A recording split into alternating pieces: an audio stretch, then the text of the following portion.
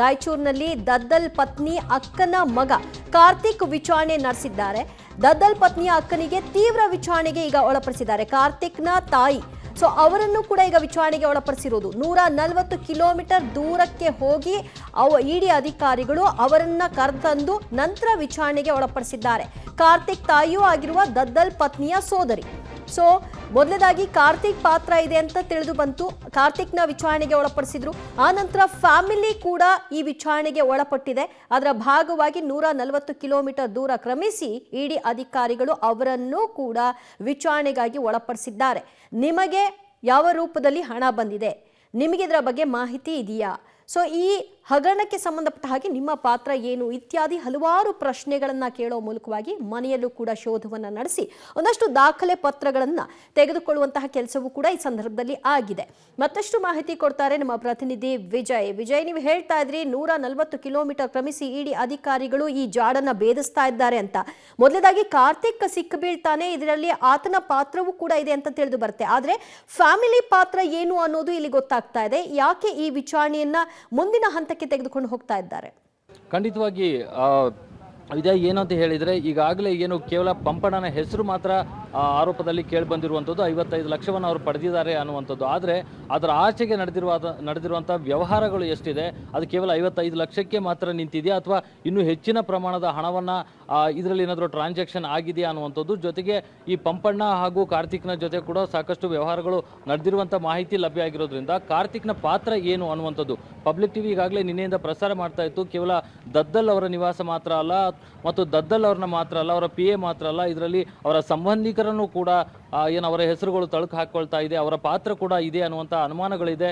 ಹೀಗಾಗಿ ಇಡಿ ಅಧಿಕಾರಿಗಳು ನಿರಂತರವಾದ ತಪಾಸಣೆಯನ್ನು ಮಾಡ್ತಾ ಇದ್ದಾರೆ ಅಂತ ವರದಿಯನ್ನು ಪ್ರಸಾರ ಮಾಡ್ತಾ ಇತ್ತು.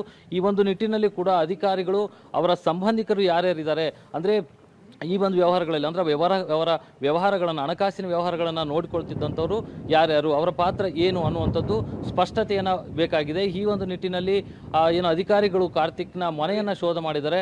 ಜೊತೆಗೆ ಅಲ್ಲಿ ಸಿಕ್ಕಂಥ ಒಂದಷ್ಟು ದಾಖಲೆಗಳನ್ನು ಕೂಡ ತೆಗೆದುಕೊಂಡು ಬಂದಿದ್ದಾರೆ. ಆ ದಾಖಲೆಗಳಿಗೆ ಸಂಬಂಧಪಟ್ಟಂತೆ ವಿಚಾರಣೆಯನ್ನು ನಡೆಸ್ತಿರುವಂಥದ್ದು. ಯಾಕೆಂದರೆ ಬಸನಗೌಡ ದದ್ದಲ್ ಏನಿದ್ದಾರೆ ಅವರು ನಿಗಮದ ಅಧ್ಯಕ್ಷರಾದ ನಂತರದಲ್ಲಿ ಮತ್ತು ಅವರು ಶಾಸಕರಾಗಿದ್ದಾಗಲೂ ಕೂಡ ಅವರ ಸಂಬಂಧಿಕರೇ ಅವರ ವ್ಯವಹಾರಗಳನ್ನು ನೋಡ್ಕೊಳ್ತಾ ಇದ್ರು. ಹಾಗಾಗಿ ಮೊದಲಿಂದಲೂ ವ್ಯವಹಾರ ನೋಡಿಕೊಳ್ತಾ ಇದ್ದಂಥವ್ರು ಈ ಒಂದು ಹಗರಣದಲ್ಲೂ ಕೂಡ ಪಾತ್ರ ವಹಿಸಿರುವಂಥ ಸಾಧ್ಯತೆಗಳು ಕಾಣ್ತಾ ಇರೋದ್ರಿಂದ ದದ್ದಲ್ ಅವರ ಜೊತೆಗೆ ಅವರ ವ್ಯವಹಾರ ನೋಡ್ತಕ್ಕಂಥ ಸಂಬಂಧಿಕರನ್ನು ಕೂಡ ಈಗ ವಿಚಾರಣೆಗೆ ಒಳಪಡಿಸಿರುವಂಥದ್ದು ಇದೆಯಾ. ರೈಟ್. ದದ್ದಲ್ ಅವರು ವಿಚಾರಣೆಯ ಸಂದರ್ಭದಲ್ಲಿ ಯಾವ 55 ಲಕ್ಷ ಪಂಪಣ್ಣಾಗಿ ಹೋಗಿದೆ ಅಂತ ಹೇಳಲಾಗ್ತಾ ಇದೆಯೋ ಅದು ಯಾವುದು ನನಗೆ ಗೊತ್ತಿಲ್ಲ ಅಂತಲೇ ಹೇಳ್ತಾ ಇರೋದ್ರಿಂದಾಗಿ ಆರಂಭದಲ್ಲಿ ಅಧ್ಯಕ್ಷರಿಗೇನು ಗೊತ್ತಿರಲಿಲ್ಲ ಅನ್ನೋ ರೀತಿಯಲ್ಲೇ ಕಾಣಿಸ್ತಾ ಇತ್ತು ಮೇಲ್ನೋಟಕ್ಕೆ. ಆದರೆ ಈಗ ಅವರ ಸಂಬಂಧಿಕರು ಕೂಡ ಇದರಲ್ಲಿ ವಿಚಾರಣೆಗೆ ಒಳಗಾಗ್ತಿರೋದ್ರಿಂದ ದದ್ದಲ್ಗೆ ಇದೆಲ್ಲವೂ ಕೂಡ ಗೊತ್ತಿದ್ದೇ ಆಗಿದೆ ಅನ್ನೋದು ಮೇಲ್ನೋಟಕ್ಕೆ ಕಾಣಿಸ್ತಾ ಇದೆ ಅಲ್ವಾ ವಿಜಯ್? ನಿಜಕ್ಕೂ ದಿವ್ಯಾ, ಏನಂತ ಹೇಳಿದ್ರೆ ದದ್ದಲ್ ಕೂಡ ಈ ಒಂದು ವಿಚಾರದಲ್ಲಿ ತುಂಬಾನೇ ಏನು ಧೈರ್ಯವಾಗಿ ಮಾತನಾಡ್ತಾ ಇದ್ರು. ಅವರು ಸ್ವತಃ ಪ್ರೆಸ್ ನೋಟನ್ನು ರಿಲೀಸ್ ಮಾಡಿ ನಂದು ಯಾವುದೇ ರೀತಿಯಾದಂತಹ ಪಾತ್ರ ಇಲ್ಲ, ಜೊತೆಗೆ ಯಾರು ತಪ್ಪು ಮಾಡಿರ್ತಾರೆ ಅವರಿಗೆ ಶಿಕ್ಷೆ ಆಗೇ ಆಗುತ್ತೆ, ಇದರಲ್ಲಿ ಸರ್ಕಾರ ಯಾರನ್ನು ಉಳಿಸುವಂಥ ಪ್ರಶ್ನೆ ಇಲ್ಲ ಅಂತ ಸ್ಟೇಟ್ಮೆಂಟ್ಗಳನ್ನ ಕೊಡ್ತಾ ಇದ್ರು. ಆದರೆ ಬಂದಂತೆ ದಿನಗಳು ಕಳೆದಂತೆ ವಿಚಾರಣೆ ಕೂಡ ತೀವ್ರಗೊಂಡಂತೆ SIT ತನಿಖೆ ಬಳಿಕ ಈಗ ಏನು ಇಡಿ ಶಾಕ್ ಏನು ಕೊಟ್ಟಿದೆ, ಇದಾದ ನಂತರದಲ್ಲಿ ಸಾಕಷ್ಟು ಮಹತ್ವದ ವಿಚಾರಗಳು ಜೊತೆಗೆ ಸ್ವಾರಸ್ಯಕರ ವಿಚಾರಗಳು ಕೂಡ ಹೊರಗಡೆ ಬರ್ತಾ ಇದೆ. ಅದರ ಜೊತೆಗೆ ಪಂಪಣ್ಣ ಏನಿದ್ದಾನೆ, ಪಂಪಣ್ಣ ಅವರನ್ನು ಕೂಡ SIT ಈಗಾಗಲೇ ಜುಲೈ 5ನೇ ತಾರೀಕು ವಿಚಾರಣೆಗೆ ಒಳಪಡಿಸಿತ್ತು.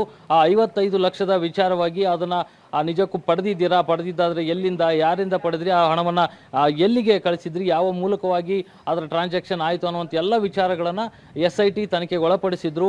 SITಯಲ್ಲಿ ಅವರು ಏನು ಹೇಳಿಕೆಗಳನ್ನು ಕೊಟ್ಟಿದ್ದಾರೆ ಆ ಹೇಳಿಕೆಗಳ ಆಧಾರದ ಮೇಲೆ ಇಡಿ ಅಧಿಕಾರಿಗಳು ಕೂಡ ಉತ್ತರಗಳು ಒಂದೇ ರೀತಿಯಾಗಿ ಬರುತ್ತಾ ಅನ್ನುವಂಥ ನಿಟ್ಟಿನಲ್ಲಿ ಕೂಡ ಪ್ರಶ್ನೆ ಮಾಡಿದ್ದಾರೆ ಅನ್ನುವಂಥ ಮಾಹಿತಿ ಇರುವಂಥದ್ದು ದಿವ್ಯಾ. ಥ್ಯಾಂಕ್ ಯು ವಿಜಯ್ ನಿಮ್ಮೆಲ್ಲ ಮಾಹಿತಿಗೆ.